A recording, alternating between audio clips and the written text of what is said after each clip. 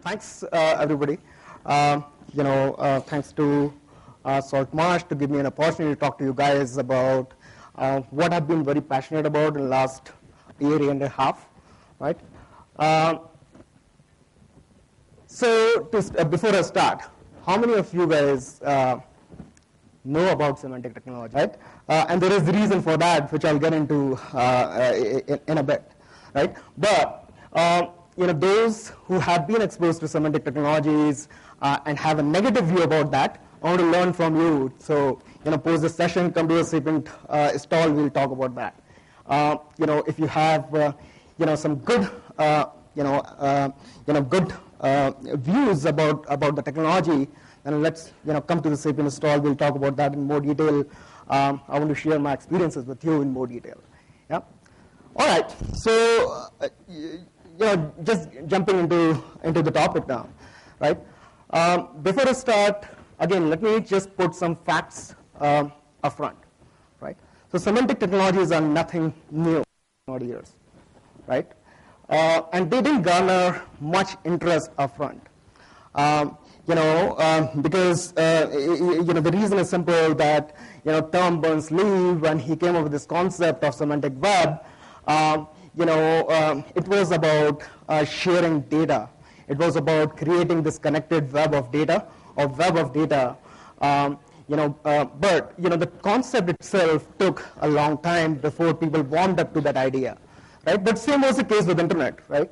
He coined the World Wide Web way back. He thought about World Wide Web way back in '89, and it took some time before people warmed up to the idea and started commercializing the usage, right?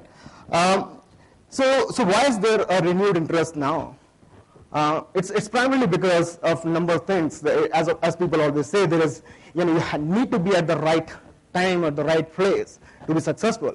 Same applies to the semantic technologies, right? Now is the time when semantic technologies can take a leapfrog step to enable so many things, not just semantic web 3.0, but a number of other things, right? Like semantic search.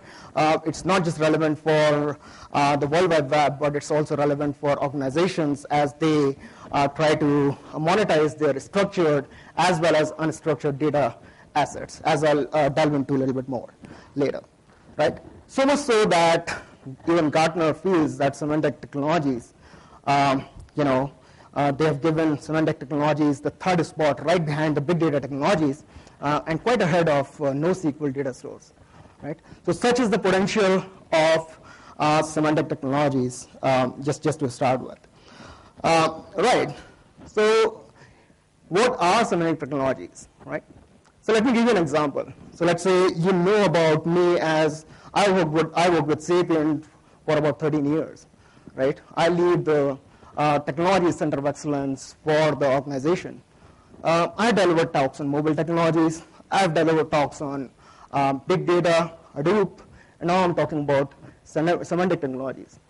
And by the way, I love cricket as well, right? So by all this information, you can start making some inferences, right? And some of you have already started making some inferences.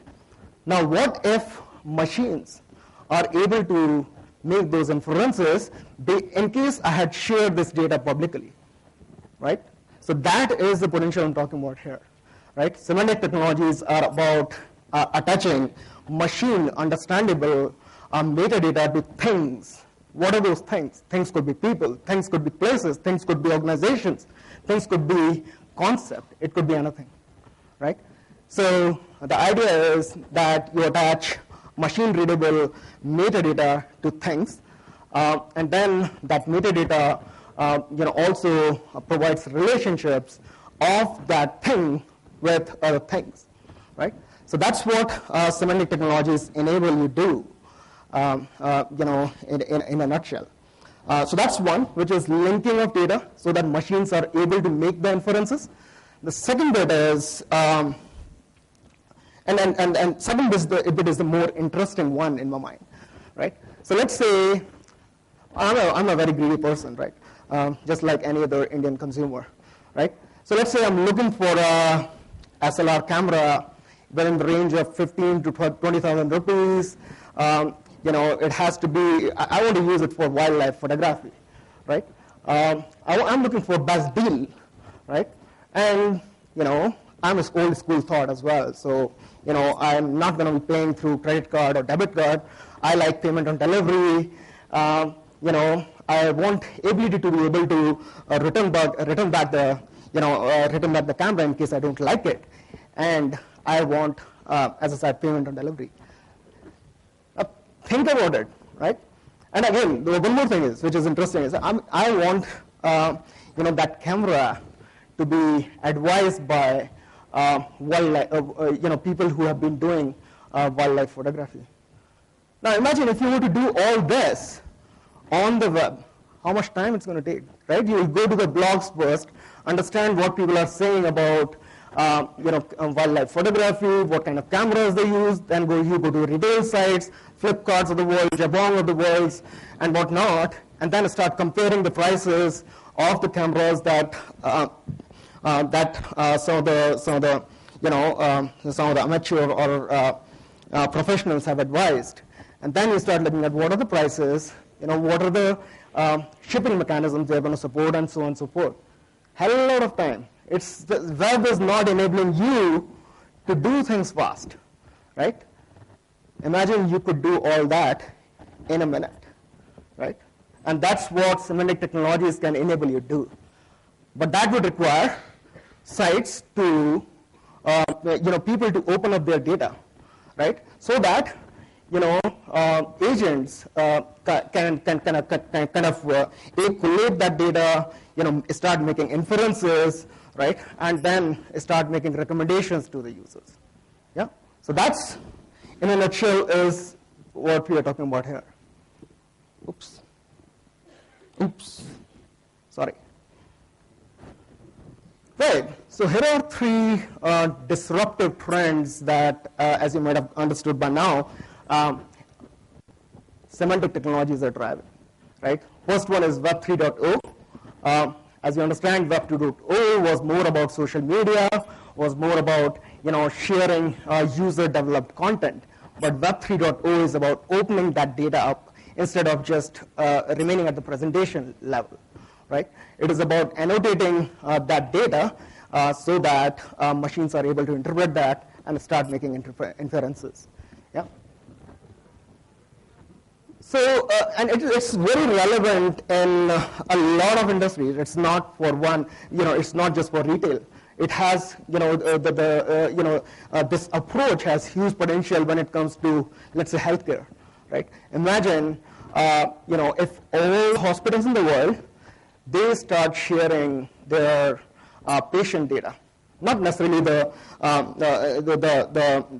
sensitive data or a personal data about the patient, but about the prognosis of the disease, right? The symptoms, symptoms of the disease, prognosis, what medicines were given to them, what kind of side effects they had, and so on and so forth. And all this data was available to everybody, right? Then people can start saying, how do we develop better drugs, right? People can start doing analytics, right, which are geography based, and say,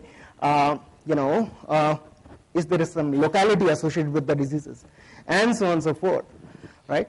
I'll give you a great example, of the government, so UK and US government in particular have now started to share the government data.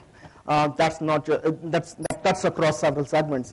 The kind of the spendings they have, location-wise, in what sectors they're spending the money, in what sector, transportation data, scientific data, and so on and so forth, right?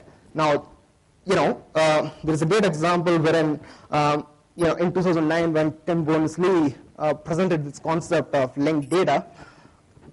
Immediately after that, right, one of the official in UK government shared cyclists accidents data in UK, right?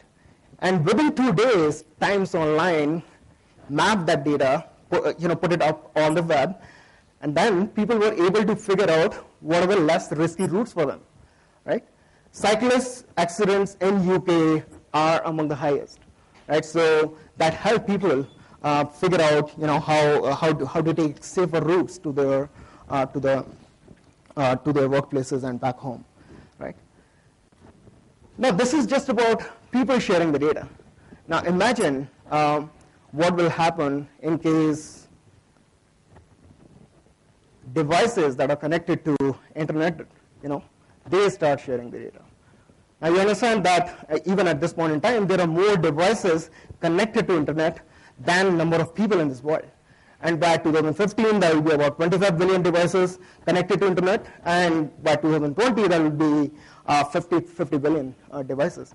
Now imagine they start sharing all that data. Now you have a great opportunity to leverage some of the big data technologies like Hadoop Spark, Twitter Storm, SAP HANA, and whatnot, to map that, to kind of marry that data and start providing better services from a transportation standpoint, from a smart grid standpoint, smart homes standpoint, from a smart city standpoint, and so on and so forth. Yeah. So that's the other disruptive trend that Semantic Technologies are driving. Now, what's the third one? Anybody? Any Star Trek fans here? Any Star Trek fans? Star Trek. All right. Well, that's Star Trek computers, user interface, right? So if people have, were hooked down to this, Star Trek, but they will know that this was more like a question-answer system, wherein you could ask specific questions. And how are these relevant to capital markets? That's the area I've been working in. I've been designing trading and risk management application while in Sapient Global Markets. Right. So three key areas where we find significant relevance, as far as investment management or capital markets is concerned. One is investment research. Now imagine if I want to, let's say, now investment research is a very complicated area, in the sense that you have to look at the structured data, which is how the stock prices have been moving. You have to look at the news feeds. You have to look at the research that the industry is publishing, and you have to marry all that information to make trading decisions. Right? Now that's where Semantic Technologies, as you might have realized, are significantly relevant, because let's say I want to pick up on all the research. Let's say I'm analyzing the impact of Ukraine political environment on the gas prices in America. Now, what I would like to do is look at the history, figure out what such political interest created on gas prices in the past, right? Wherever the crisis happened, right? So I could pretty much use Semantic Technologies for that purpose. Second is fraud detection, right? Which is understanding the trading activities, understanding the patterns in those activities, and then figuring out, the time aspect, figuring out the fraud aspect. And third is, which is very critical these days, as regulators have started looking into, creating transparency into the trading activity, which is trade reconstruction, which is all the activities that happened prior to the trade. If I were to link, right, what activities a trader did before actually executing a trade, which brokers he talked to over phone, what kind of contracts negotiation he did over email, right? What kind of research he looked at and stuff like that. So that's again where Semantic Technologies are going to be extremely relevant, right? Right. So finally, is it a silver bullet? Not really, as if there is a one, right? But when it comes to data discovery or data analytics, these are relevant. These are relevant when it comes to integration across structured and unstructured data, and it is still bleeding edge. It's still maturing. It's still not for the weak-hearted. It's going to mature in the time to come. So that's all I had to share with you. Thanks everybody for your time, patiently listening to me. Thank you.